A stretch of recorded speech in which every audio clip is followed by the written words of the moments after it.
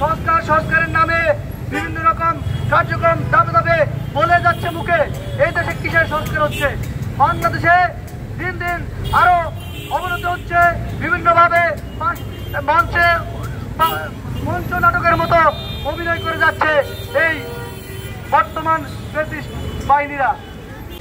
আমরা এই শুধু নাটোর বড়াই গ্রামের বিষয়টা নিয়ে উত্তপ্ত সারা বাংলাদেশে এরকম হাজারো আমাদের ইসরায়েল ছোট বোন এবং আমাদের ভাই বোনরা এভাবে অত্যাচারিত হচ্ছে। সংস্কারের নামে বিভিন্ন রকম কার্যক্রম ধাপে ধাপে বলে যাচ্ছে মুখে। এই দেশে কিসের সংস্কার হচ্ছে? বাংলাদেশে দিন দিন আরো অবনতি হচ্ছে। বিভিন্নভাবে মঞ্চ নাটকের মতো অভিনয় করে যাচ্ছে এই বর্তমান ব্রিটিশ বাহিনীরা। তারা এনসিপি বিভিন্ন রকম বক্তব্য বা বিভিন্ন রকম আদর্শবাদ কথা বলে, কিন্তু কাজের ক্ষেত্রে কোনো কিছুই দেখি না। আমরা দর্শকদের সর্বোচ্চ ফাঁসি চাই। এই বাংলায় দর্শকদের কোনো আশ্রয় প্রশ্রয় চাই না।